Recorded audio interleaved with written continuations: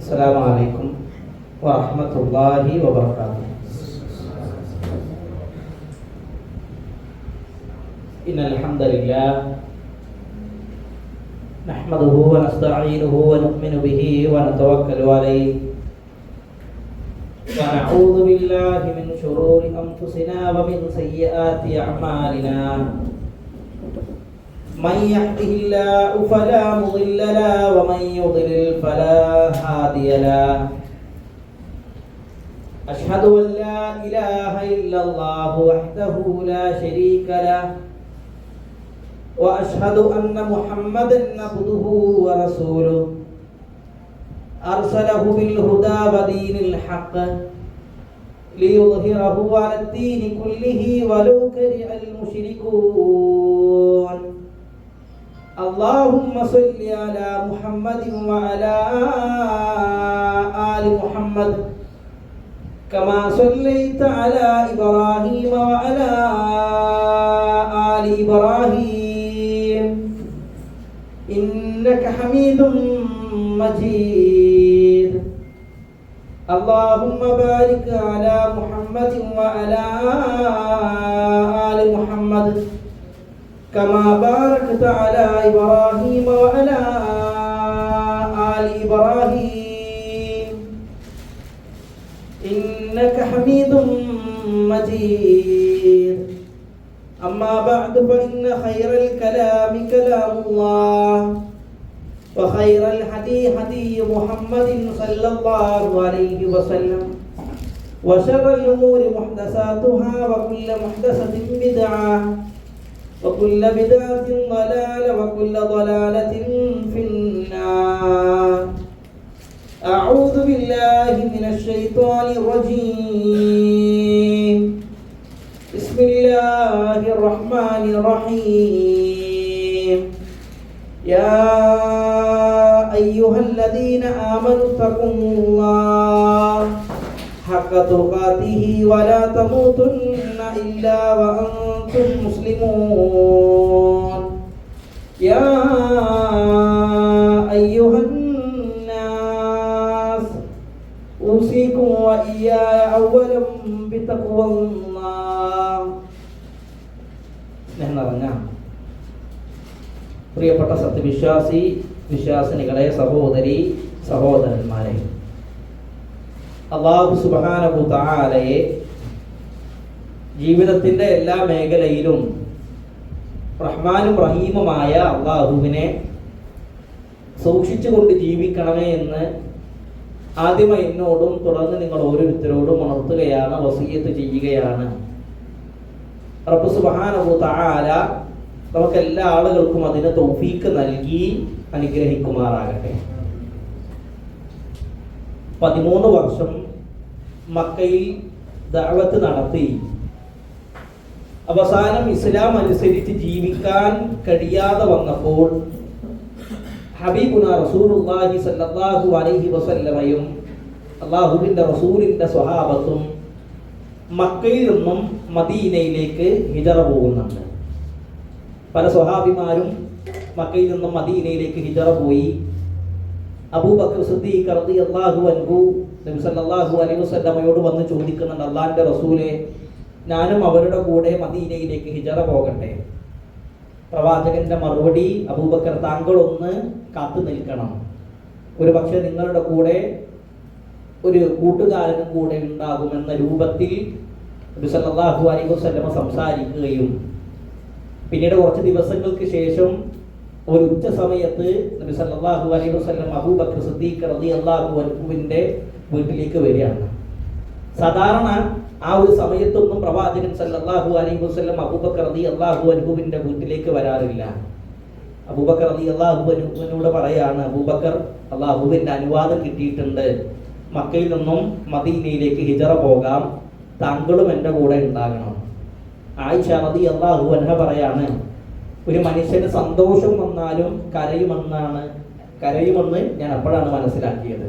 എൻ്റെ വാപ്പാക്ക് സന്തോഷത്തിൻ്റെ ആധിക്യം മൂലം അബൂബക്കർ റളിയല്ലാഹു അൻഹു കരയാണ്. കാരണം നബി സല്ലല്ലാഹു അലൈഹി വസല്ലമയുടെ കൂടെ മക്കയിൽ നിന്നും മദീനയിലേക്ക് ഹിജറ പോകാൻ അനുവാദം കിട്ടിയ സ്വഹാബി അബൂബക്കർ റളിയല്ലാഹു അൻഹു മാത്രമാണ് എന്നുള്ളതാണ്.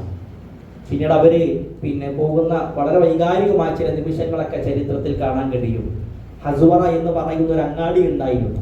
അഥവാ ഇന്നത്തെ ബാബു തൗസിയത്ത് മലിക് ഫഹദ് എന്ന് പറയുന്ന ഭാഗത്ത് പണ്ട് ഹസുവറ എന്ന് പറയുന്ന ഒരു അങ്ങാടിയാണ്.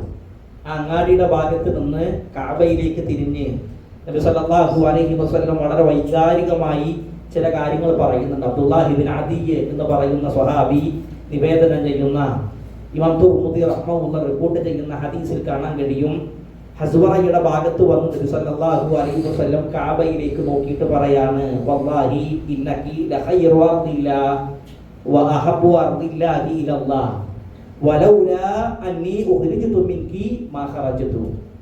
മക്കയെ നോക്കി പ്രവാചകൻ കണ്ണ് നിറഞ്ഞു പറഞ്ഞൊരു വാക്കാണ്, മക്ക, അല്ലാഹുവിന്റെ ഭൂമിയിൽ എനിക്ക് ഏറ്റവും ഇഷ്ടപ്പെട്ട നാട് നീയാണ്, ഏറ്റവും ശ്രേഷ്ഠതയുള്ള നാടും നീയാണ്.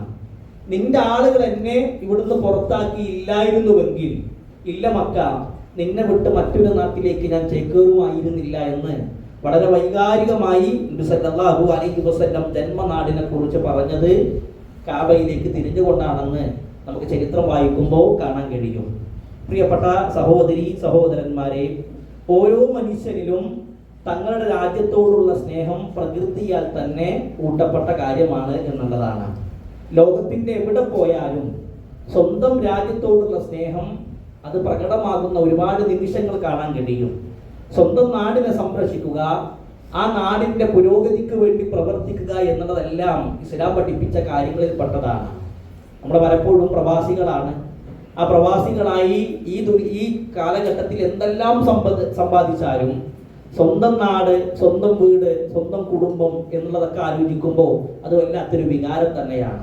നമ്മൾ പലപ്പോഴും പലസ്തീനിലും ഗസയിലൊക്കെ ഉള്ള ആളുകൾ പ്രയാസപ്പെടുന്നത് കാണുമ്പോൾ ചില ആളുകളെങ്കിലും പറയാറുണ്ട്, അവർക്ക് അവരുടെ നാട് വിട്ട് ഇങ്ങനെയൊക്കെ പ്രയാസമാണെങ്കിൽ അവരുടെ നാട് വിട്ട് മറ്റൊരു നാട്ടിലേക്ക് ചേക്കേറിക്കൂടെ എന്നൊക്കെ ചില ആളുകൾ സംസാരിക്കുമ്പോൾ നമ്മൾ എപ്പോഴും ആലോചിക്കേണ്ടത്, ഏതൊരു മനുഷ്യനും എന്തെല്ലാം പ്രയാസം ഉണ്ടായാലും സ്വന്തം നാട് എന്നുള്ളത് അതൊരു വികാരം തന്നെയാണ് എന്നുള്ളതാണ്.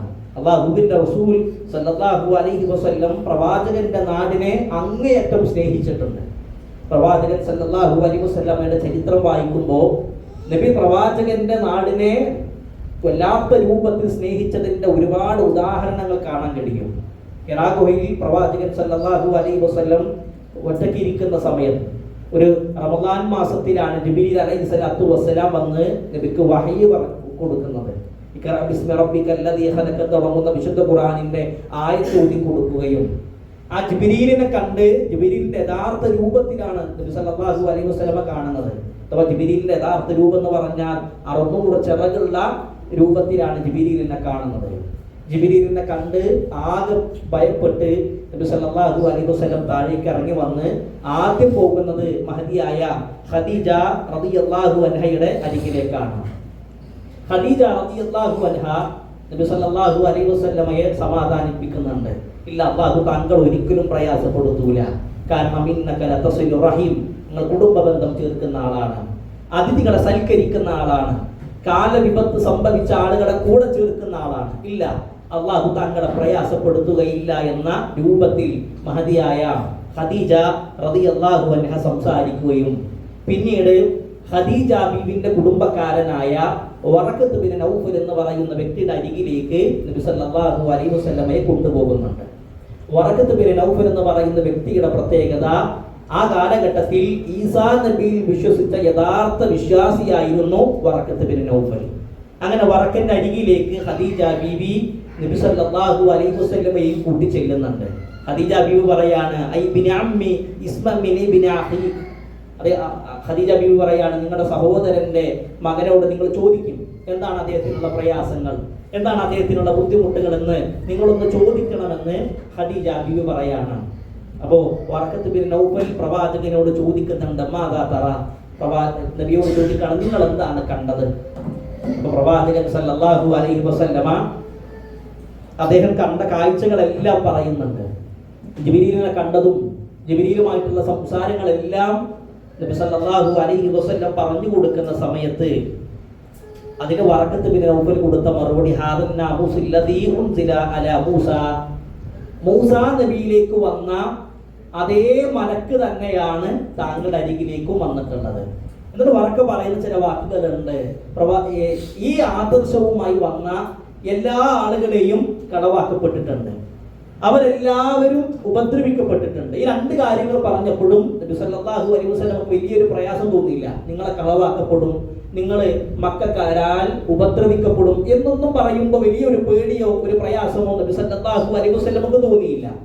എന്നാൽ അതിനോട് ചേർത്തി വറഖത്ത് ബിൻ നൗഫൽ പറയാണ്, നിങ്ങളെ ഈ നാട്ടിൽ നിന്ന് എന്ത് ചെയ്യും? അവർ പുറത്താക്കും, നിങ്ങൾ ഈ നാട്ടിൽ നിന്ന് പുറത്തു പോകേണ്ടി വരും. എന്നിട്ട് വറക്ക പറയാണ്, ഞാൻ എന്നാലും വന്ന് ജീവിച്ചിരിപ്പുണ്ടെങ്കിൽ നിങ്ങൾക്കുള്ള സംരക്ഷണം ഞാൻ നൽകും എന്ന് വറക്ക പറയാണ്.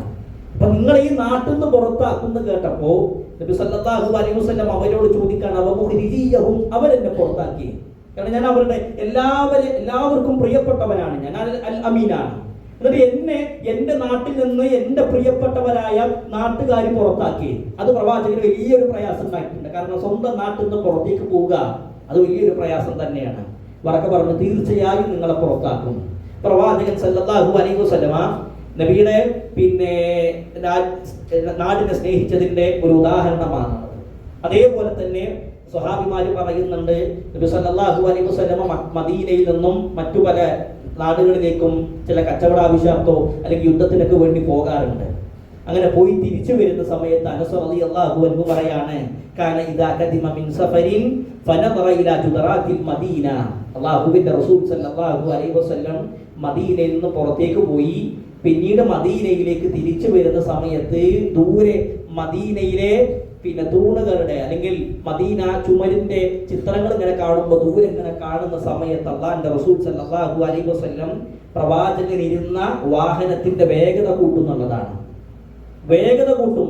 ദൂരെ അങ്ങേ നിന്ന് മദീന ചുമരുകൾ കാണുമ്പോൾ പ്രവാചകന്റെ ഒട്ടകത്തിന്റെ കുതിരന്റെ ഒക്കെ വേഗത കൂട്ടും. എന്നിട്ട് അവര് പറയാണ്, അത് പ്രവാചകൻ ആ നാടിനോടുള്ള സ്നേഹമായിരുന്നു.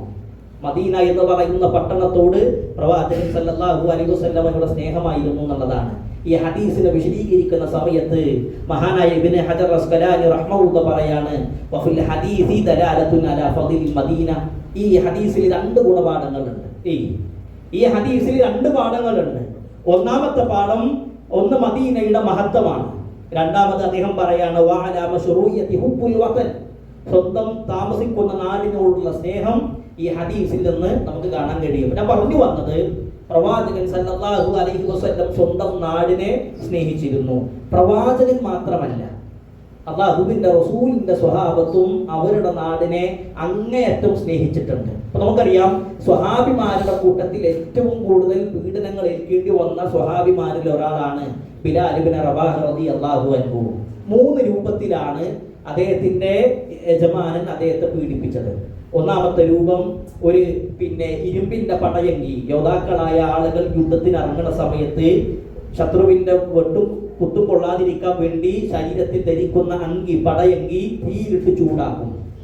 തീയിലിട്ട് ചൂടാക്കിയിട്ട് നഗ്നനായ ബിലാൽ റളിയല്ലാഹു അൻഹുവിന്റെ പച്ച മാംസത്തിലേക്ക് ആ ഇരുമ്പിന്റെ പടയങ്കി വെച്ച് കെട്ടും. സ്വഹാബത്ത് പറയാറുണ്ട്, ആ പടയങ്കി അദ്ദേഹത്തിന്റെ ശരീരത്തിൽ എടുക്കുന്ന സമയത്ത് ആ പടയങ്കിയിൽ ബിലാലിന്റെ പച്ച മാംസത്തിന്റെ ഗന്ധം ഞങ്ങൾക്ക് അനുഭവപ്പെട്ടിട്ടുണ്ട്. അങ്ങനെയാണ് ഒന്നാമത് പീഡിപ്പിച്ചത്. രണ്ടാമത്തെ രൂപം, ബിലാൽ റളിയല്ലാഹു അൻഹുവിന്റെ യജമാനൻ അദ്ദേഹത്തിന്റെ കഴുത്തിൽ ഒരു കയറിട്ടിട്ട് ആ കയറിന്റെ അറ്റം മക്കയിലെ തമ്മാടികളായ ആളുകളുടെ കയ്യിലേക്ക് എറിഞ്ഞു കൊടുക്കും. എന്നിട്ട് പറയും, നിങ്ങൾക്ക് എന്താണോ ചെയ്യാനുള്ളത് അത് മുഴുവനും ബിലാലിന്റെ ശരീരത്തിൽ നിങ്ങൾ ചെയ്യുക. അങ്ങനെ രണ്ടാമത് പീഡിപ്പിക്കും. ഇബ്നു മസ്ഊദ് റളിയല്ലാഹു അൻഹുവിന്റെ പോലെയുള്ള സ്വഹാബത്തൊക്കെ പറയാറുണ്ട്, മക്ക തെരുവീതിയിൽ ബിലാലിന്റെ അലർച്ച, ബിലാലിന്റെ തേങ്ങൽ ഞങ്ങൾ കിട്ടിയിരുന്നു എന്ന് ഇബ്നു മസ്ഊദ് റളിയല്ലാഹു അൻഹുവിനെ പോലെയുള്ള ആളുകളൊക്കെ പറയാറുണ്ട്. മൂന്നാമത്തെ രൂപം, ബത്ഹാഹിന്റെ മലമടക്കുകളിൽ ഉമയ്യത്തിന്റെ കിങ്കരന്മാര് ബിലാൽ റളിയല്ലാഹു അൻഹുവിനെ മലർത്തി കടത്തി നെഞ്ചത്ത് പാറക്കല്ല് വെച്ച് ചാട്ടവാറ് കൊണ്ട് പൊരുത് തല്ലും. പൊരുത് തല്ലുന്ന സമയത്ത് ഉമയ്യ പറയുന്നുണ്ട്, ബിലാൽ നീ ലാത്തയെ വിളിക്ക്, നീ ഉസ്സയെ വിളിക്ക്, നീ സ്വതന്ത്രനാണ് എന്ന് പറയുന്ന സമയത്ത് ബിലാൽ റളിയല്ലാഹു അൻഹു അതിന് കൊടുത്ത മറുപടി അല്ലാഹു അഹദ്, അല്ലാഹു അഹദ് എന്നുള്ളത് മാത്രമാണ്. എൻ്റെ റബ്ബ് ഏകനാണ്, എൻ്റെ അല്ലാഹു ഏകനാണ് എന്നുള്ളതാണ്. പിൽക്കാലത്ത് സ്വഹാബത്ത് ചോദിക്കുന്നുണ്ട്, ബിലാൽ നിങ്ങൾ എന്താണ് അന്ന് അങ്ങനെ പറയാനുള്ള കാരണം? ബിലാൽ റളിയല്ലാഹു അൻഹു കൊടുത്ത മറുപടി, അന്ന് എനിക്കുള്ള ഏക അറിവ് എൻ്റെ റബ്ബ് ഏകനാണ് എന്നുള്ളത് മാത്രമാണ്, വേറൊരു അറിവ് എനിക്കില്ല. ആകുന്ന അറിവ് എന്താണ്? എൻ്റെ റബ്ബ് ഏകനാണ് എന്നുള്ളത് മാത്രമാണ്. ഇങ്ങനെ പീഡനങ്ങൾ ഏൽക്കേണ്ടി വന്ന ബിലാൽ റളിയല്ലാഹു അൻഹു മദീനയിലേക്ക് വന്നപ്പോൾ മക്കയോർത്ത് കരയുന്നുണ്ട്, മക്കയോർത്ത് വിലപിക്കുന്നുണ്ട്. അതാണ് നമ്മുടെ വിഷയം.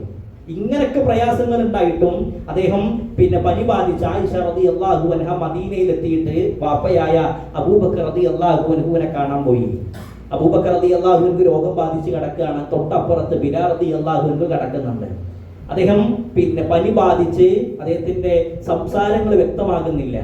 അപ്പൊ ആയിഷ റളിയല്ലാഹു അൻഹ അദ്ദേഹത്തിന്റെ സംസാരം ഒന്ന് സൂക്ഷിച്ചു നോക്കിയപ്പോൾ, ശ്രദ്ധിച്ചു കേട്ടപ്പോ അദ്ദേഹം ഒരു കവിത ചൊല്ലുകയാണ്. അദ്ദേഹം കവിത എന്ന് പറഞ്ഞാൽ അലാ ലൈലത ശൈരി അലബീതന്ന ലൈലതൻ ബിവാദിൻ വഹൗലി ദഖിറു വജലീലു. ബിലാൽ റളിയല്ലാഹു അൻഹു പറയാണ്, ഇദ്ഖിറും ജലീലും എല്ലാം വളരുന്ന മക്ക താഴ്വാരത്ത് റബ്ബേ, ഇനി എന്നാണ് പോകാൻ കഴിയുക? മജന്ന എന്ന് പറയുന്ന തടാകത്ത് നിന്ന് എന്നാണ് ഇനി വെള്ളം കുടിക്കാൻ കഴിയുക? അഥവാ ഇങ്ങനെയൊക്കെ പ്രയാസങ്ങൾ ഉണ്ടായിട്ടും സ്വന്തം നാടിനോടുള്ള സ്നേഹമാണ്, സ്വന്തം നാടിനോടുള്ള അടങ്ങാത്ത ഒരു ബന്ധമാണ് മഹാന്മാരായ സ്വഹാബിമാരുടെ ഒക്കെ ചരിത്രത്തിൽ നിന്നും നമുക്ക് കാണാൻ കഴിയുന്നതെങ്കിൽ അള്ളാഹുവിന്റെ റസൂലിൻ പ്രവാചകൻ സല്ലല്ലാഹു അലൈഹി വസല്ലമയും അതേപോലെ തന്നെ അള്ളാഹുവിന്റെ റസൂലിന്റെ സ്വഹാബത്തും സ്വന്തം നാടിനെ അവർ അങ്ങേയറ്റം സ്നേഹിച്ചിരുന്നു എന്നുള്ളതാണ്. അറിയപ്പെട്ട കവിയാണ് അബ്ദുൽ കരീം അൽ അസ്മാഇ. അറിയപ്പെട്ട ലോക പ്രശസ്തനായ കവിയാണ്. അദ്ദേഹത്തിന്റെ വളരെ മനോഹരമായ ഒരു വാക്യമുണ്ട്. അദ്ദേഹം പറയാണ്, 3 കാര്യങ്ങൾ എല്ലാ ആളുകളിലും ഊട്ടപ്പെട്ട വിഷയമാണ്. 3 വിഷയങ്ങൾ എല്ലാവരിലും ഊട്ടപ്പെട്ട വിഷയമാണ്. എന്നിട്ട് അദ്ദേഹം പറയാണ്, ഒന്നാമത്തെ പോയിന്റ്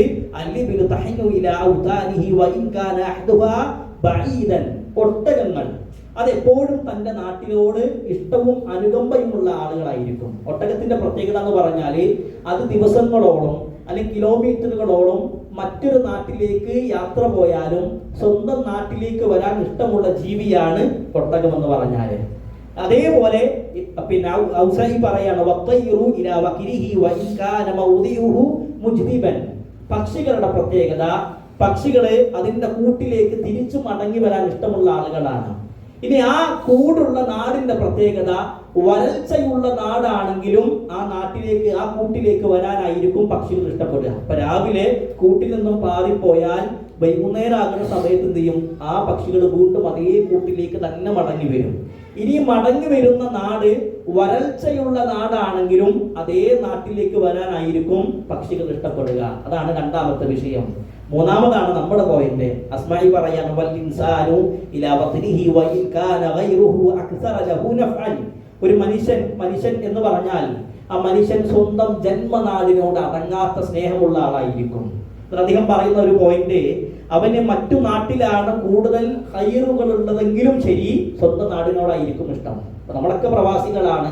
സാമ്പത്തികമായിട്ട് എന്തെങ്കിലും മെച്ചുണ്ടാകണം എന്ന ലക്ഷ്യം വെച്ചിട്ടാണ് എല്ലാ ആളുകളും ഈ പ്രവാസ ജീവിതം സ്വീകരിച്ചിട്ടുള്ളത്.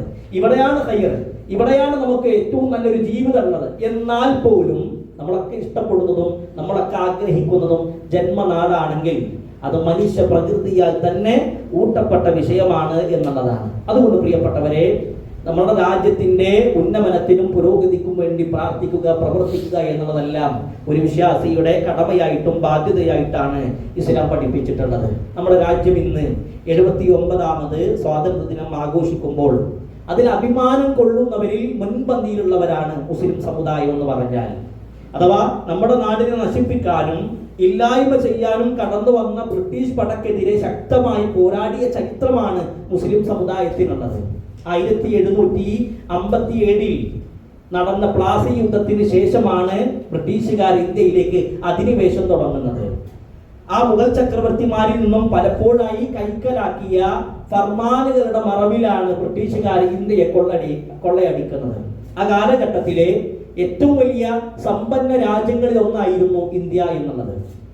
ആദ്യകാലങ്ങളിൽ ഏറ്റവും വലിയ സമ്പന്ന രാജ്യങ്ങൾ എടുത്തു നോക്കുമ്പോൾ അതിലൊന്നായിരുന്നു ഇന്ത്യ. അക്ബർ ചക്രവർത്തിയുടെ ഒക്കെ കാലഘട്ടത്തിൽ ഇന്ത്യ എന്ന് പറയുന്ന രാജ്യത്തിന്റെ വാർഷിക റവന്യൂ എന്നുള്ളത് 1,75,00,000 പൗണ്ട് ആയിരുന്നു. അഥവാ ഇന്ത്യൻ കണക്കിലേക്ക് നോക്കുമ്പോൾ ഏകദേശം 96 കോടി രൂപ എന്നുള്ളത്. അങ്ങനെ വലിയ ഒരു സമ്പത്ത് ഓരോ വർഷവും ലഭിച്ചിരുന്നുണ്ട്. അപ്പൊ ഇതെല്ലാം ലക്ഷ്യം വെച്ചിട്ടാണ് വളരെ തന്ത്രപൂർവം ഇംഗ്ലീഷുകാര് അതിനുവേണ്ടി കരിക്കൽ നീക്കിയത് എന്നുള്ളത് കാണാൻ കഴിയും. ഇന്ത്യയെ മൊത്തമായി ബാധിച്ച രാഷ്ട്രീയ തകർച്ചയിൽ നിന്നും അതേപോലെ തന്നെ സാമൂഹിക അധപ്പതനങ്ങളിൽ നിന്നും മുക്തമാക്കാൻ പരിശ്രമിച്ച മുസ്ലിമീങ്ങളുടെ പങ്ക് ചെറുതല്ല എന്നുള്ളതാണ്. എന്നാൽ ഖേദകരെന്ന് പറയട്ടെ, ഈ ആധുനിക ഇന്ത്യയിൽ മുസ്ലിം സമുദായത്തിലെ ആളുകൾ അവരുടെ രാജ്യസ്നേഹം ചോദ്യം ചെയ്യപ്പെടുന്ന കാലഘട്ടത്തിലാണ് നമ്മൾ ഉള്ളത്. ഇന്ത്യൻ സ്വാതന്ത്ര്യത്തിന് വേണ്ടി ശക്തമായി പോരാടിയ, അതിനുവേണ്ടി ജീവനും സമ്പത്തും നൽകിയ മുൻഗാമികളുടെ പിൻഗാമികളാണ് നമ്മൾ. നമ്മളോട് ഈ രാജ്യസ്നേഹത്തിന്റെ അതിന്റെ അടയാളവും അതിന്റെ ഉദാഹരണങ്ങളും ചോദിക്കുന്ന കാലഘട്ടത്തിലാണ് നമ്മൾ ജീവിക്കുന്നതെങ്കിൽ, ഒരു തുള്ളി രക്തം പോയിട്ട് ഒരു തുള്ളി വിയർപ്പ് കണം പോലും നൽകാത്ത ആളുകളാണ് ഇത്തരം വിഷയങ്ങൾ നമ്മളോട് ചോദിക്കുന്നത് എന്നുള്ളതാണ് നമ്മൾ അത്ഭുതപ്പെടുത്തുന്നത്. ഇന്ത്യൻ സ്വാതന്ത്ര്യത്തിന് വേണ്ടി മുസ്ലിങ്ങൾ എന്ത് ത്യാഗമാണ് സഹിച്ചത് എന്ന് ഒരാൾ ചോദിച്ചാൽ അതിനുള്ള ഒന്നാമത്തെ മറുപടിയാണ് 1921 മലബാർ കലാപം.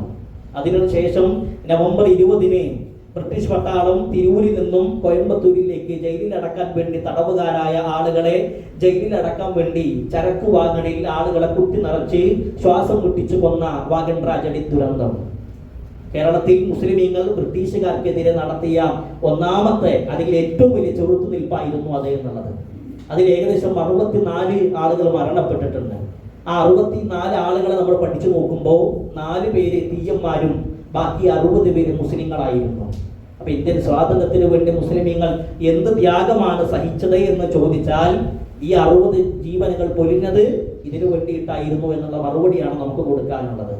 അതേപോലെ തന്നെ 1905 തിരുവനന്തപുരം ജില്ലയിലെ വർക്കലക്കടുത്തിട്ടുള്ള കേരള അറിയപ്പെട്ട നവോത്ഥാന നായകൻ വക്കം അബ്ദുൽ ഖാദർ മൗലവി റഹ്മത്തുള്ളാ, അദ്ദേഹത്തിന്റെ സമ്പാദ്യത്തിൽ നിന്നും ഒരു വലിയ തുക ചെലവഴിച്ചുകൊണ്ട് ലണ്ടനിൽ നിന്ന് ഒരു പ്രസ് അദ്ദേഹം കപ്പൽ മാർഗം മുഖേന കേരളത്തിലേക്ക് എത്തിച്ചു, ഒരു പത്രപ്രസ്ഥാനം തുടങ്ങാൻ വേണ്ടിയിട്ട്. ആ കാലഘട്ടത്തിൽ ഒരു മനുഷ്യന്റെ കയ്യിൽ ഒരു 100 രൂപ ഉണ്ടെങ്കിൽ 4-5 ഏക്കർ സമ്പാദിക്കാൻ അല്ലെങ്കിൽ 4-5 ഏക്കർ വാങ്ങാൻ കഴിയുന്ന ഒരു അവസ്ഥ ഉണ്ടായിരുന്നു അന്ന്, വെറും 100 രൂപ ഉണ്ടെങ്കിൽ. അങ്ങനെയുള്ള ഒരു സാഹചര്യത്തിലാണ് തന്റെ സമ്പാദ്യത്തിന്റെ ഭൂരിഭാഗം ചെലവഴിച്ച് ലണ്ടനിൽ നിന്നൊരു പ്രസ് കപ്പൽ മാർഗം മുഖേന അദ്ദേഹം കേരളത്തിലേക്ക് എത്തിച്ച് ഒരു പത്രപ്രസ്ഥാനം ആരംഭിക്കുന്നത്. പല ആളുകളും അദ്ദേഹത്തെ കളിയാക്കി, പല ആളുകളും അദ്ദേഹത്തെ കുറ്റപ്പെടുത്തി. അദ്ദേഹം അതിന് കൊടുത്ത മറുപടി, ഒരിക്കലും സാമ്പത്തികമായ ലക്ഷ്യം വെച്ചിട്ടല്ല ഞാൻ ഈ പണി തുടങ്ങിയിട്ടുള്ളത്. എന്റെ രാജ്യത്തിന്റെ സ്വാതന്ത്ര്യത്തിന് വേണ്ടി എന്നാൽ കഴിയുന്ന രൂപത്തിലുള്ള ഒരു പ്രവർത്തനമായിട്ടാണ് ഞാൻ ഇതിനെ കാണുന്നതെന്ന് ധീരദേശാഭിമാനിയായ വക്കം അബ്ദുൽ ഖാദർ മൗലവി റഹ്മത്തുള്ളാ മറുപടി നൽകിയിട്ടുണ്ട്. വക്കം അബ്ദുൽ ഖാദർ മൗലവി റഹ്മത്തുള്ളാ അദ്ദേഹത്തിന്റെ പത്രത്തിന് സ്വദേശാഭിമാനി എന്ന പേര് നൽകി. ആ പത്രത്തിന്റെ ഒന്നാമത്തെ പത്രാധിപനായി കൊണ്ടുവരുന്നത് CP ഗോവിന്ദപിള്ളയാണ്. ഒരു വർഷം അവരായിട്ടുള്ള ഒരു ബന്ധം നല്ല നിലക്ക് പോയി. ആ ഒരു വർഷത്തിന് ശേഷം CP ഗോവിന്ദപിള്ളയ്ക്ക് ശേഷം ആ പത്രത്തിന്റെ പത്രാധിപനായി കൊണ്ട് പിന്നീട് കടന്നു വരുന്നത് K രാമകൃഷ്ണപിള്ളയാണ്. K രാമകൃഷ്ണപിള്ളയും അബ്ദുൽ ഖാദർ മൗലവിയും തമ്മിലുള്ള ബന്ധം അത് അനിർവചനീയമാണ്. അതെങ്ങനെ വിവരിക്കണമെന്നുള്ളത് എനിക്ക് അറിയുന്നില്ല. വക്കം അബ്ദുൽ ഖാദർ മൗലവി റഹ്മത്തുള്ളാഹിന്റെ പേര് എവിടൊക്കെ പറയുന്നുണ്ടോ അവിടെ K രാമകൃഷ്ണപിള്ളയുടെ പേരും കാണാൻ കഴിയും.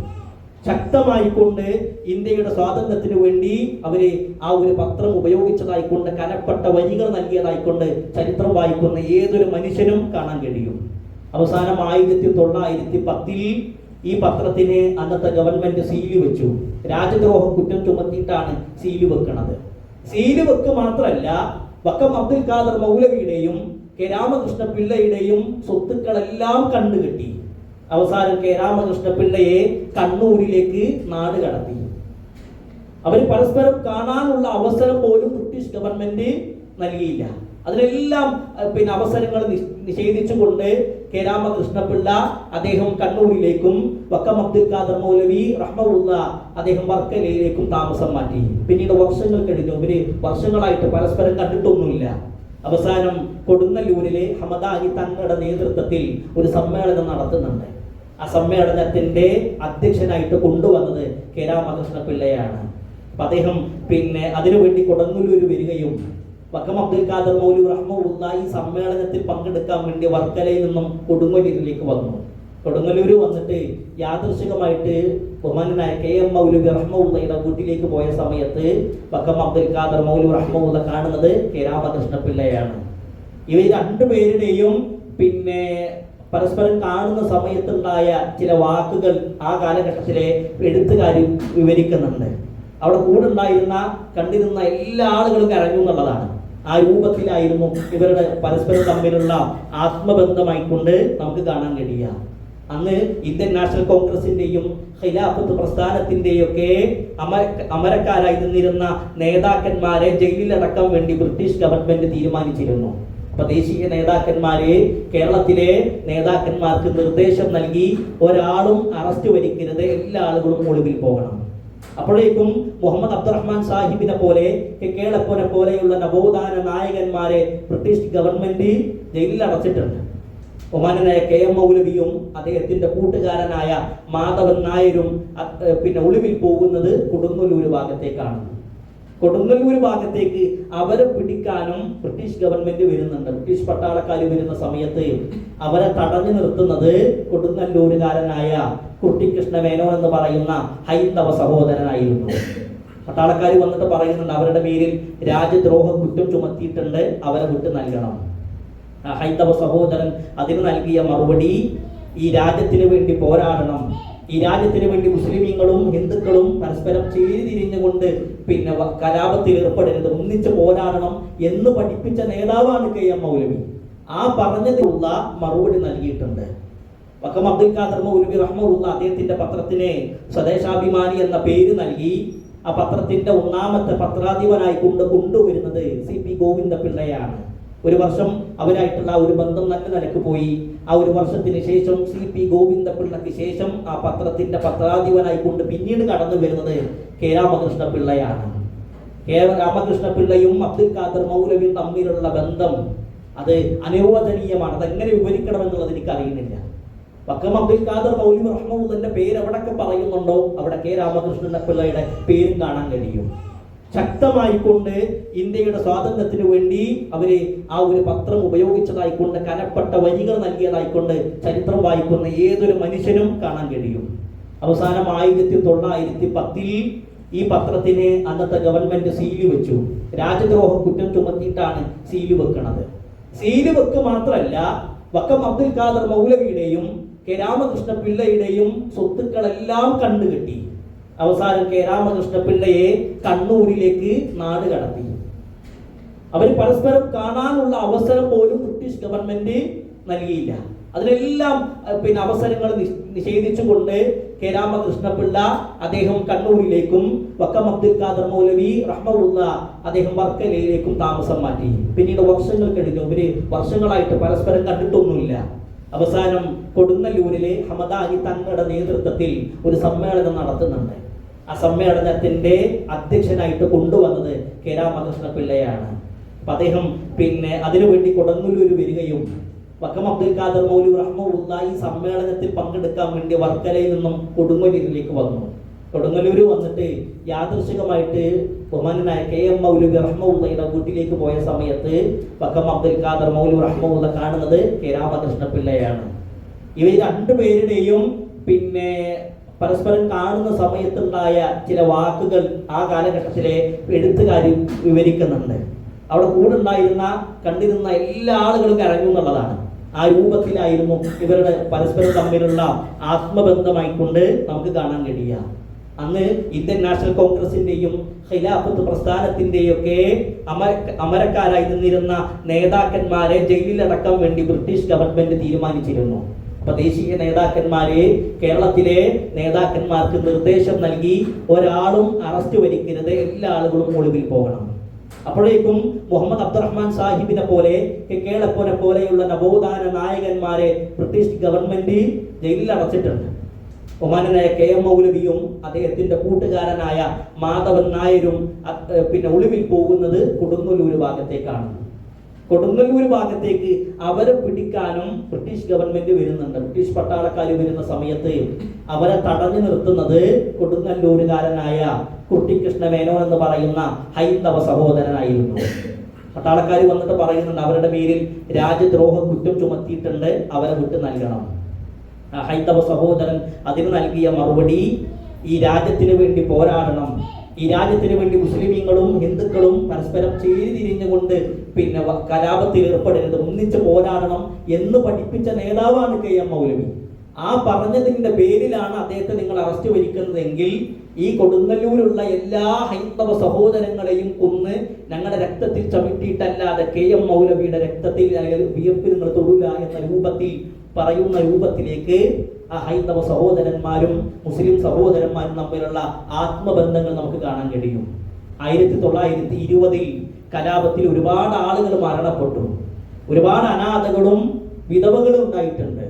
അപ്പൊ അവർക്ക് മാന്യമായ കഴിക്കാനുള്ള ഭക്ഷണമില്ല, മാറുമറക്കാനുള്ള വസ്ത്രമില്ലാതെ പ്രയാസപ്പെടുന്നത് കണ്ടപ്പോൾ ബ്രിട്ടീഷ് ഗവൺമെന്റിനോട് നിങ്ങൾക്ക് ഈ അനാഥകളെയും ഈ വിധവകളെയും സംരക്ഷിക്കാൻ കഴിഞ്ഞിട്ടില്ലെങ്കിൽ ഞങ്ങൾക്ക് അവസരം നൽകൂ, ഞങ്ങൾ സംരക്ഷിക്കാം, അവർക്കുള്ള മാന്യമായ വസ്ത്രവും അവർക്കുള്ള കഴിക്കാനുള്ള ഭക്ഷണവും അവർക്ക് ജീവിക്കാനുള്ള സൗകര്യവും ഞങ്ങൾ നൽകാൻ തയ്യാറാണ് എന്ന് പറഞ്ഞ് അന്നത്തെ മലബാർ പ്രവിശ്യയുടെ ഗവർണറായ വ്യക്തിക്ക് കത്തെഴുതി എന്ന ഒറ്റ കാരണത്തിന്റെ പേരിലാണ് ഇന്ത്യൻ നാഷണൽ കോൺഗ്രസിന്റെ അമരക്കാരനായ, ഖിലാഫത്ത് പ്രസ്ഥാനത്തിന്റെ നേതാവായ, മുജാഹിദ് പ്രസ്ഥാനത്തിന്റെ കാരണക്കാരനായ, അതേപോലെ തന്നെ നവോത്ഥാന നായകനായ മുഹമ്മദ് അബ്ദുറഹ്മാൻ സാഹിബിനെ ബെല്ലാരിയിലെ സെൻട്രൽ ജയിലിൽ ഇട്ടത് 2 വർഷമാണ്. അങ്ങനെ ഈ ഇന്ത്യയുടെ സ്വാതന്ത്ര്യത്തിനു വേണ്ടി അങ്ങേയറ്റം പരിശ്രമിച്ചവരും പോരാടിയവരായിരുന്നു മുസ്ലിം സമുദായത്തിലെ ആളുകൾ എന്നുള്ളത്. മൗലാന അബുൽ കലാം ആസാദിന്റെ വളരെ മനോഹരമായ ഒരു വാക്യമുണ്ട്.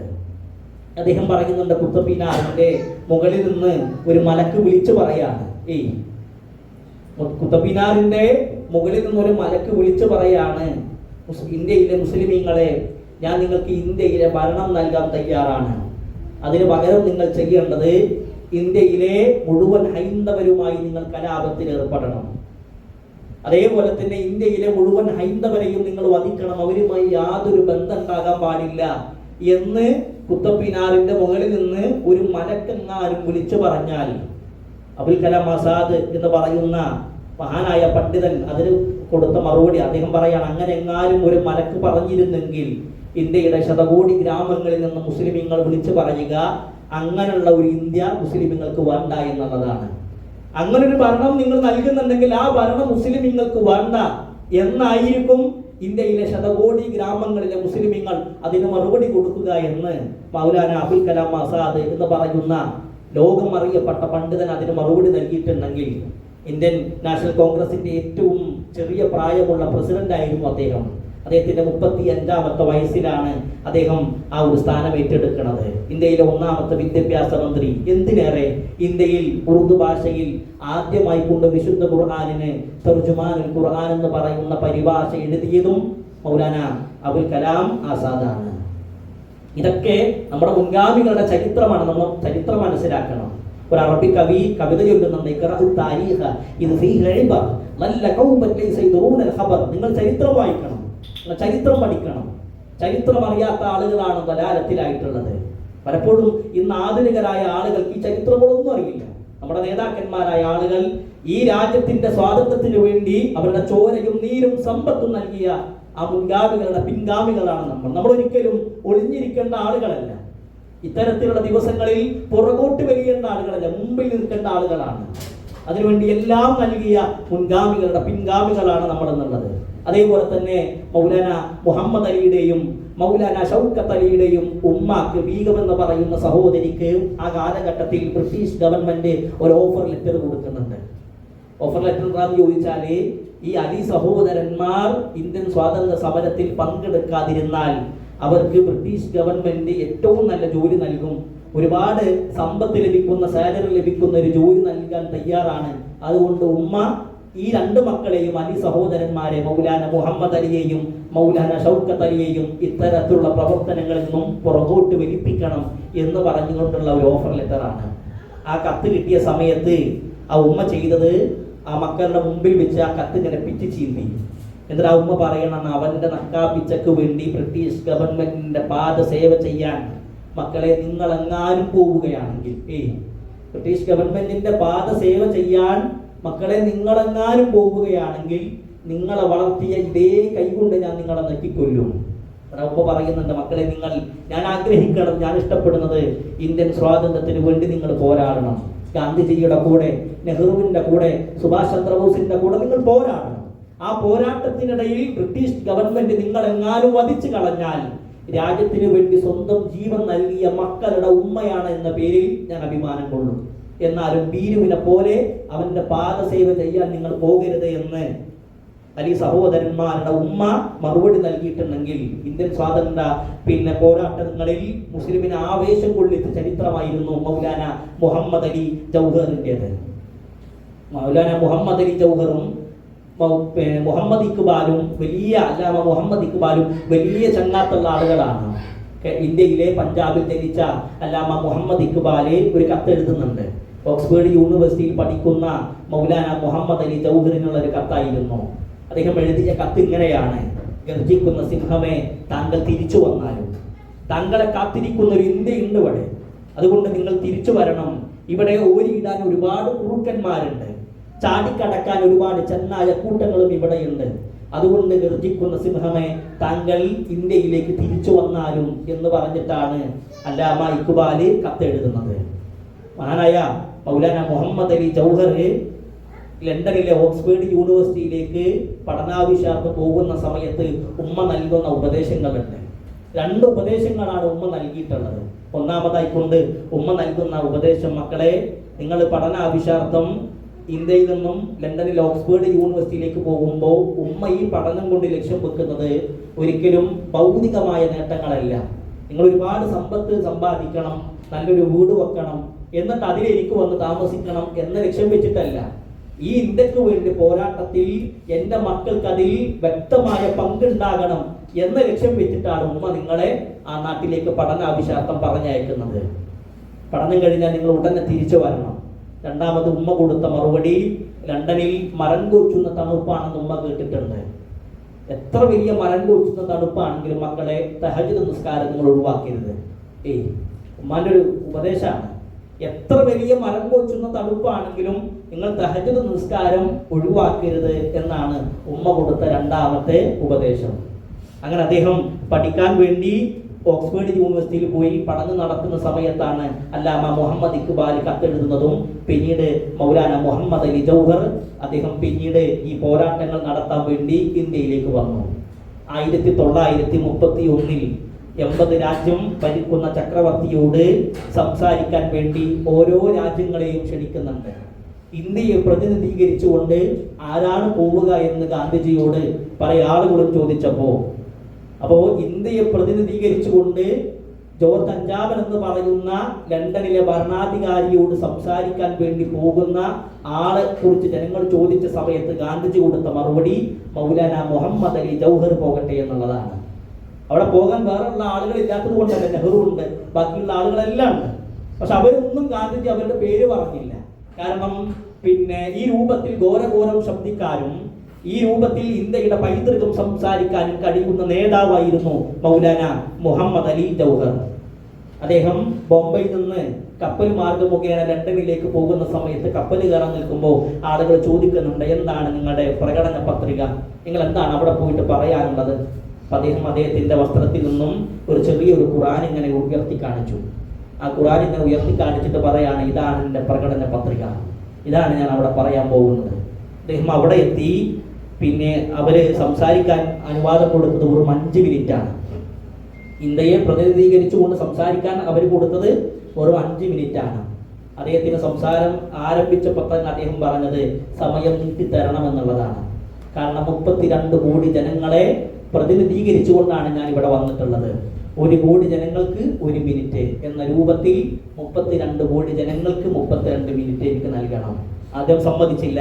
പക്ഷെ അദ്ദേഹത്തിന്റെ വാശിക്ക് അവസാനം ആ ഗവൺമെന്റിന് വഴങ്ങേണ്ടി വന്നു. അദ്ദേഹം സംസാരം ആരംഭിച്ചു. ഇന്ത്യയെക്കുറിച്ചും ഇന്ത്യയുടെ സംസ്കാരത്തെക്കുറിച്ചും ഇന്ത്യയുടെ പൈതൃകത്തെക്കുറിച്ചും ഒക്കെ അദ്ദേഹത്തിന്റെ സംസാരത്തിൽ അദ്ദേഹം പറഞ്ഞു. അതിങ്ങനെ സംസാരം ഇങ്ങനെ തുടർന്ന് വന്നുകൊണ്ടിരിക്കുന്ന സമയത്ത് അദ്ദേഹത്തിന്റെ സംസാരത്തിന്റെ 17ാമത്തെ മിനിറ്റിൽ അദ്ദേഹം പറഞ്ഞു, എൻ്റെ സ്നേഹനിധിയായ പ്രവാചകൻ പറഞ്ഞു എന്ന് പറഞ്ഞു. 32 മിനിറ്റ് അദ്ദേഹം സംസാരിക്കുന്ന സമയത്ത് 17ാമത്തെ മിനിറ്റിൽ അദ്ദേഹം പറയാണ്, എൻ്റെ സ്നേഹനിധിയായ പ്രവാചകൻ പറഞ്ഞു എന്ന് പറഞ്ഞ് ആരംഭിക്കുമ്പോഴേക്കും, പ്രവാചകന്റെ പേര് കേട്ടപ്പോഴേക്കും ചക്രവർത്തിയായ ജോർജ് ആക്രോശിച്ചുകൊണ്ട് പറഞ്ഞു, പ്രവാചകന്റെ പേര് ഇവിടെ പറയരുത്, പ്രവാചകന്റെ പേര് ഇവിടെ പറയരുത് എന്ന് പറഞ്ഞപ്പോ അത്ര സമയം വളരെ മാന്യതയോടുകൂടി അതേപോലെ തന്നെ സൗമ്യതയോടുകൂടി സംസാരിച്ച മൗലാന മുഹമ്മദ് അലി ജൗഹർ അദ്ദേഹം ഇരുന്ന ഇരിപ്പിടത്ത് നിന്ന് എണീറ്റു എന്നുള്ളത് അദ്ദേഹത്തിന്റെ ചരിത്രം വായിക്കുമ്പോൾ കാണാൻ കഴിയും. പ്രവാചകന്റെ പേര് ഇവിടെ പറയരുതേ എന്ന് പറഞ്ഞപ്പോ സൂര്യൻ അസ്തമിക്കാത്ത സാമ്രാജ്യത്തിന്റെ ഭരണാധികാരിയായ ജോർജ് അഞ്ചാമന്റെ ബക്കിംഹാം കൊട്ടാരത്തിന്റെ കരിങ്കൽ ഭിത്തികളെ പ്രകമ്പനം കൊള്ളിക്കുന്ന രൂപത്തിൽ അദ്ദേഹം എണീറ്റ് അദ്ദേഹത്തിന്റെ മുമ്പിൽ ഉണ്ടായിരുന്ന മേശയിൽ അടിച്ചിട്ട് പറഞ്ഞു, മിസ്റ്റർ ജോർജ്, നിങ്ങളെ ചോദിക്കുന്നത് എന്റെ മതത്തെ കുറിച്ചാണെങ്കിൽ ഒന്നാമതായും രണ്ടാമതായും അവസാനമായും ഞാനൊരു മുസൽമാനാണ്. നിങ്ങൾ ചോദിക്കുന്നത് എന്റെ രാജ്യത്തെ കുറിച്ചാണെങ്കിൽ ഒന്നാമതായും രണ്ടാമതായും അവസാനമായും ഞാനൊരു ഇന്ത്യക്കാരനാണ് എന്ന് ആക്രോശിച്ചുകൊണ്ട് സംസാരിച്ച മൗലാന മുഹമ്മദ് അലി ജൗഹർ അദ്ദേഹം സംസാരത്തിൽ പറയുന്നുണ്ട്, നിങ്ങൾ എന്റെ രാജ്യത്തിന് സ്വാതന്ത്ര്യം നൽകണം. അതിന് നിങ്ങൾ നൽകാൻ തയ്യാറല്ലെങ്കിൽ ഈ സ്വാതന്ത്ര്യമുള്ള ഈ നാട്ടിൽ ഒരു 6 അടി മണ്ണ് എനിക്ക് നൽകണം. എന്റെ മയ്യത്ത് ഞാൻ മരിച്ചാലും എന്റെ നാട്ടിലേക്ക് നിങ്ങൾ കൊടുത്തയക്കരുത്. കാരണം എന്റെ ജനങ്ങൾ എന്നെ കാത്തിരിക്കുന്നുണ്ട്. എന്നെ പറഞ്ഞയച്ചപ്പോ അവരൊരുപാട് പ്രതീക്ഷയോടെയാണ് പറഞ്ഞയച്ചിട്ടുള്ളത്. ആ പ്രതീക്ഷയെല്ലാം തകർക്കുന്ന രൂപത്തിൽ, ഒന്നുമില്ലാത്ത രൂപത്തിൽ തിരിച്ചു മടങ്ങാൻ ഞാൻ ഇഷ്ടപ്പെടുന്നില്ല. അതുകൊണ്ട് നിങ്ങൾ എന്റെ രാജ്യത്തിന് സ്വാതന്ത്ര്യം നൽകുന്നില്ലെങ്കിൽ ഈ നാട്ടിൽ 6 അടി മണ്ണ് എനിക്ക് നൽകണമെന്ന് മൗലാന മുഹമ്മദ് അലി ജൗഹർ പറയുകയും അദ്ദേഹത്തിന്റെ രക്തധമനികൾ പൊട്ടുന്ന രൂപത്തിൽ സംസാരിച്ചു എന്നുള്ളതാണ്. അവസാനം ബോധം കെട്ട് വീണ് ഹോസ്പിറ്റലിലേക്ക് കൊണ്ടുപോകുന്ന വഴിമധ്യേ തന്നെ അദ്ദേഹം മരണപ്പെട്ടു. അദ്ദേഹത്തിന്റെ മയ്യത്ത് മറമാടിയത് പലസ്തീനിലെ ബൈത്തുൽ മുഖദ്ദസിലാണ്. മൂസാ നബിയുടെയും സുലൈമാൻ നബിയുടെ ഒക്കെ മയ്യത്ത് മറമാടിയ അതേ നാട്ടിൽ തന്നെ മൗലാന മുഹമ്മദ് അലി ജൗഹറിന്റെ മയ്യത്തും മറമാടിയതായിക്കൊണ്ട് നമുക്ക് കാണാൻ കഴിയും. അതുകൊണ്ട് പ്രിയപ്പെട്ട സഹോദരി സഹോദരന്മാരെ, ഇതെല്ലാം കഴിഞ്ഞുപോയ ചരിത്രമാണെങ്കിൽ മുസ്ലിമീങ്ങൾ ഒരിക്കലും പുറകോട്ട് നിൽക്കേണ്ട ആളുകളല്ല. ഇന്ത്യൻ സ്വാതന്ത്ര്യത്തിനു വേണ്ടി ശക്തമായി പരിശ്രമിച്ച ആളുകളുടെ കൂട്ടത്തിൽ ഉൾപ്പെട്ടവരായിരുന്നു മുസ്ലിം സമുദായം എന്നുള്ളത്. അതേപോലെ തന്നെ ഹൈന്ദവ സഹോദരങ്ങളും തമ്മിൽ വളരെ ഐക്യത്തോടെ വളരെ സ്നേഹത്തോടെയായിരുന്നു ഇതെല്ലാം മുന്നോട്ട് പോയിരുന്നത്. പക്ഷേ ഇന്ന് ഈ ബന്ധങ്ങൾക്ക് വിള്ളലുണ്ടാക്കാൻ വേണ്ടി ഇരുട്ടിന്റെ വേദാളന്മാരായ ആളുകൾ പരിശ്രമിക്കുന്നുണ്ട് എന്നുള്ളതാണ്. ബ്രിട്ടീഷ് ഗവൺമെന്റിന്റെ പ്രത്യേകതയായിരുന്നു പരസ്പരം ഭിന്നിപ്പിച്ച് ഭരിക്കുക എന്നുള്ളത്. മുസ്ലിമീങ്ങളെയും ഹിന്ദുക്കളെയും ക്രിസ്ത്യാനികളെയും സിഖുകാരനെയൊക്കെ പരസ്പരം ഭിന്നിപ്പിച്ച് ഭരിക്കുക എന്നുള്ളത് ബ്രിട്ടീഷ് ഗവൺമെന്റിന്റെ ശൈലിയാണ്. എന്നാൽ അതേ ശൈലിയാണ് ഇന്നത്തെ സംഘപരിവാറിന്റെ ആളുകളും നടത്തുന്നത്. മുസ്ലിമീങ്ങളെയും ഹൈന്ദവരെയും ക്രിസ്ത്യാനികളെയും തമ്മിൽ പരസ്പരം തമ്മിലടിക്കുന്ന ഒരവസ്ഥ. ബീഫിന്റെ ഒക്കെ പേര് പറഞ്ഞ് പശു മാംസം കഴിച്ചു എന്ന പേര് പറഞ്ഞുകൊണ്ട് മുഹമ്മദ് അഖ്ലാഖ് എന്ന് പറയുന്ന സഹോദരനൊക്കെ കൊന്നുകളഞ്ഞ രൂപത്തിൽ ഒരുപാട് സഹോദരന്മാരെ കൊന്നതിന്റെ ചരിത്രം നമുക്ക് പറയാനുണ്ട്. എന്നിട്ട് അവർ ചെയ്യുന്ന പ്രവർത്തനം എന്താണ്? ഈ അവർ വധിക്കുക മാത്രമല്ല, ആ വധിക്കുന്ന രംഗങ്ങൾ നമ്മൾ പലപ്പോഴും സോഷ്യൽ മീഡിയ ശ്രദ്ധിച്ചിട്ടുണ്ടാകും.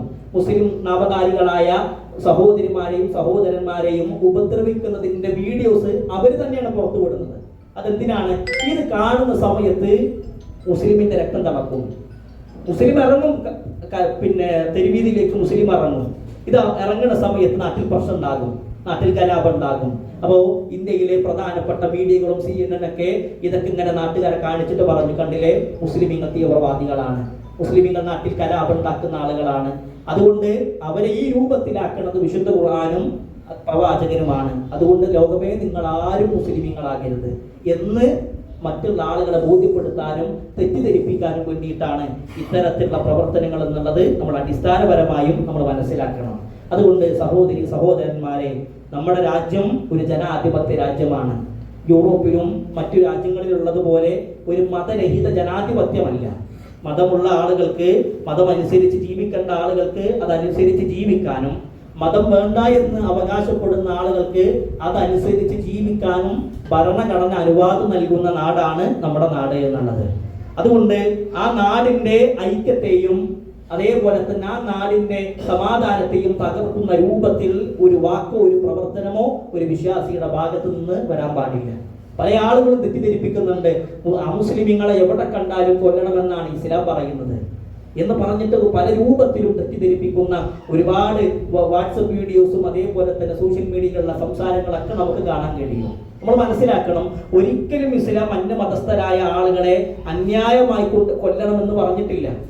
ആ പറഞ്ഞ വാക്ക് അത് യുദ്ധത്തിന്റെ വിഷയത്തിൽ മാത്രമാണ്. ഒരാൾ യുദ്ധം നടന്നുകൊണ്ടിരിക്കുന്ന സമയത്ത് മറ്റൊരു മനുഷ്യനായ അദ്ദേഹത്തെ കൊല്ലാൻ വരികയാണെങ്കിൽ അപ്പൊ അയാളെ കൊല്ലണം എന്ന് മാത്രമേ പറഞ്ഞിട്ടുള്ളൂ. അതല്ലാതെ ഒരു അമുസ്ലിമിനെ എവിടെ കണ്ടാലും വധിക്കണമെന്ന് ഇസ്ലാമിലെ ഒരു പ്രമാണത്തിൽ പോലും നമുക്ക് കാണാൻ കഴിയില്ല. ഖുതൈല ബിൻത് അബ്ദുൽ ഉസ്സ എന്ന് പറയുന്ന അബൂബക്കർ റളിയല്ലാഹു അൻഹുവിന്റെ ഭാര്യ ഉണ്ടായിരുന്നു. അവർ വിശ്വാസിയല്ല, ഇസ്ലാം മതം സ്വീകരിച്ചിട്ടില്ല. അബൂബക്കർ റളിയല്ലാഹു അൻഹുവിന്റെ മകൾ അസ്മാ റളിയല്ലാഹു അൻഹയുടെ ഉമ്മയാണ് ഖുതൈല ബിൻത് അബ്ദുൽ ഉസ്സ. ഈ ഖുതൈല എന്ന് പറയുന്ന സ്ത്രീ മദീനയിലേക്ക് വരുന്നുണ്ട്. അവർ ഇസ്ലാം മതം സ്വീകരിച്ചിട്ടില്ല. അപ്പൊ അസ്മാ റളിയല്ലാഹു അൻഹ, സുബൈർ റളിയല്ലാഹു അൻഹുവിന്റെ ഭാര്യയാണ് അസ്മാ റളിയല്ലാഹു അൻഹ. അവർ നബി സല്ലല്ലാഹു അലൈഹി വസല്ലമയോട് വന്ന് ചോദിക്കുന്നുണ്ട്, അല്ലാഹുവിന്റെ റസൂലേ, എന്റെ ഉമ്മ എന്നെ കാണാൻ വരുന്നുണ്ട്, ഞാൻ അവരായിട്ട് സംസാരിക്കുന്നത് കൊണ്ട് എന്തെങ്കിലും പ്രശ്നമുണ്ടോ? പ്രവാചകൻ സല്ലല്ലാഹു അലൈഹി വസല്ലം പറഞ്ഞത്, പിന്നെ ഉമ്മ മുസ്ലിമാണ്, അതുകൊണ്ട് കാണരുത്, ഉമ്മയായിട്ട് യാതൊരു ബന്ധം ഉണ്ടാക്കരുത് എന്നല്ല. അല്ലാഹുവിന്റെ റസൂൽ സല്ലല്ലാഹു അലൈഹി വസല്ലം പറഞ്ഞത് ഉമ്മയത്തുള്ള ബന്ധം ചേർക്കണം എന്നുള്ളതാണ്. ആ ബന്ധം ഒരിക്കലും മുറിച്ച് കളയരുത് എന്നുള്ളതാണ്. അതേപോലെ തന്നെ അല്ലാഹുവിന്റെ റസൂൽ സല്ലല്ലാഹു അലൈഹി വസല്ലമയും സ്വഹാബത്തും ഒരു ഭാഗത്ത് ഇങ്ങനെ ഇരിക്കുന്ന സമയത്താണ് ഒരു ജൂതന്റെ മയ്യത്ത് ഇങ്ങനെ കൊണ്ടുപോകുന്നത്. ആ ജൂതന്റെ മയ്യത്ത് കൊണ്ടുപോകുമ്പോൾ ഇരുന്ന ഇരിപ്പിടത്ത് നിന്ന് അല്ലാഹുവിന്റെ റസൂൽ സല്ലല്ലാഹു അലൈഹി വസല്ലമ എണീറ്റു എന്നുള്ളതാണ്. അപ്പൊ ആളുകൾ ചോദിക്കുന്നുണ്ട്, അല്ലാഹുവിന്റെ റസൂലെ, അതൊരു ജൂതന്റെ മയ്യത്തല്ലേ? നബി സല്ലല്ലാഹു അലൈഹി വസല്ലമ കൊടുത്ത മറുപടി, അതൊരു മനുഷ്യന്റെ മയ്യത്ത് എന്നുള്ളതാണ്.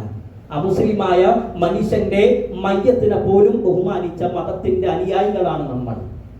അല്ലാഹുവിന്റെ റസൂൽ സല്ലല്ലാഹു അലൈഹി വസല്ലമ മരണപ്പെടുന്ന സമയത്ത് നബിയുടെ പടയങ്കി ഒരു ജൂതന്റെ വീട്ടിൽ പണയം വെച്ചിട്ടുണ്ട്.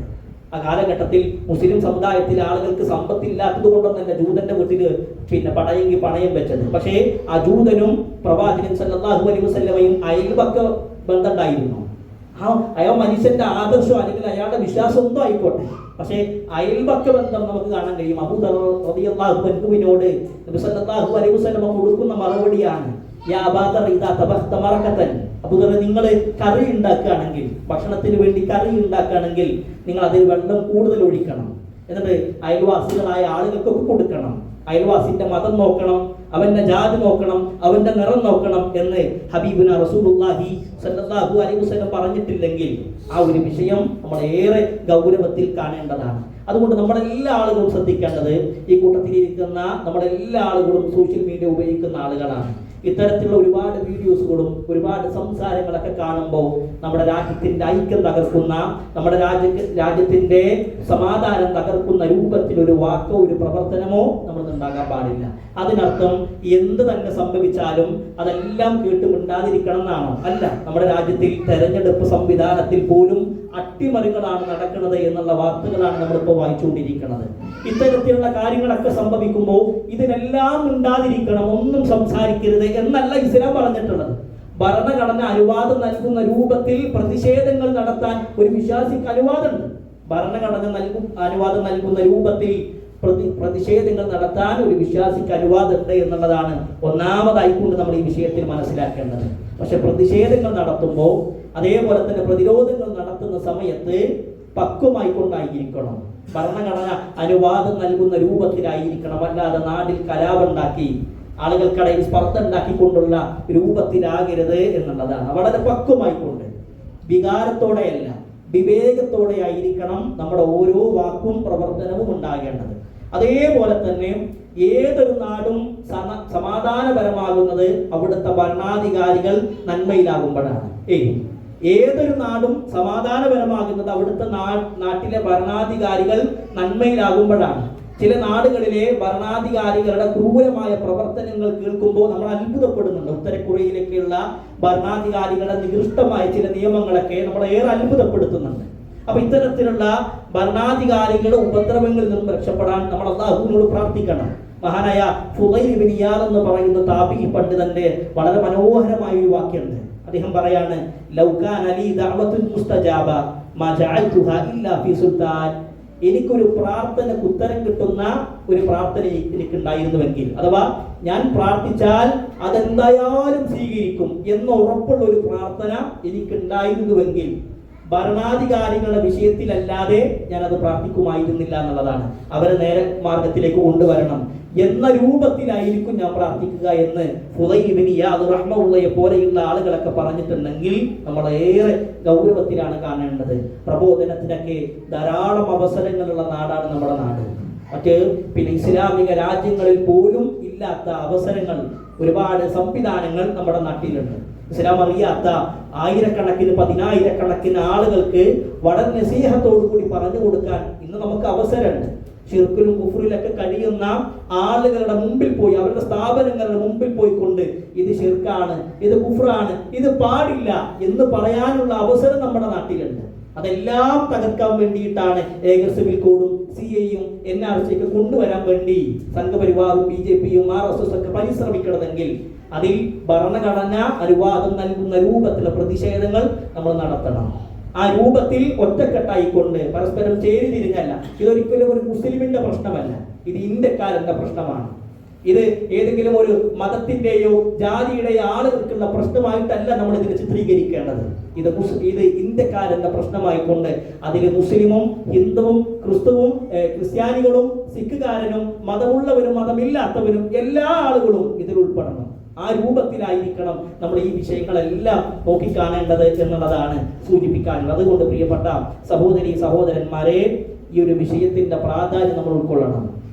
നമ്മൾ പറഞ്ഞ രൂപത്തിലൊന്നല്ല ഇന്നത്തെ പണ്ട് നമ്മളുണ്ടായിരുന്ന അവസ്ഥകളൊന്നുമല്ല ഇന്നത്തെ നമ്മുടെ നാടിന്റെ അവസ്ഥ എന്ന് പറഞ്ഞാൽ ഏറെ ഭയാനകമായ ഒരുപാട് കാര്യങ്ങൾ നമ്മൾ കേട്ടുകൊണ്ടിരിക്കുന്നുണ്ട്.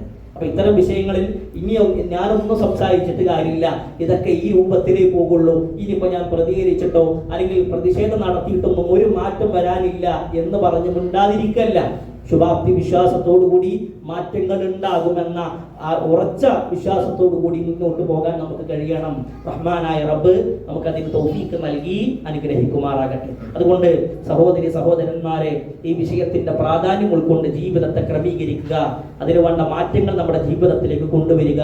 റഹ്മാനായ റബ്ബ് നമുക്ക് ഓരോരുത്തർക്കും അതിന് തൗഫീഖ് നൽകി അനുഗ്രഹിക്കുമാറാകട്ടെ.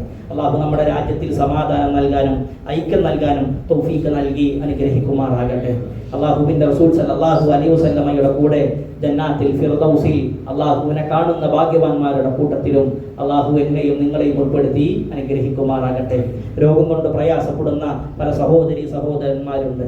അള്ളാഹു അവർക്ക് പരിപൂർണ ശിഫ നൽകി അനുഗ്രഹിക്കുമാറാകട്ടെ.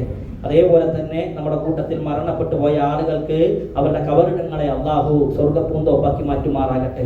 നമ്മുടെ ഈ കൂട്ടത്തിൽ മരണപ്പെട്ടു പോയ ആളുകളുടെ മാതാപിതാക്കൾക്ക് മഗ്ഫിറത്തും മർഹമത്തും നൽകി അനുഗ്രഹിക്കുമാറാകട്ടെ. അല്ലാഹുമ്മ അജ്ർനാ മിനന്നാർ, അല്ലാഹുമ്മ അജ്ർനാ മിനന്നാർ, അല്ലാഹുമ്മ അജ്ർനാ മിനന്നാർ. റബ്ബനാ ആതിനാ ഫിദ്ദുനിയ ഹസന വഫിൽ ആഖിറതി ഹസനത വഖിനാ അദാബന്നാർ. ആമീൻ ആമീൻ ബിറഹ്മതിക യാ അർഹമർ റഹീമീൻ. വൽഹംദുലില്ലാഹി റബ്ബിൽ ആലമീൻ. അസ്സലാമു അലൈക്കും വറഹ്മത്തുള്ളാഹി വബറകാതുഹു. സുബ്ഹാനകല്ലാഹുമ്മ വബിഹംദിക.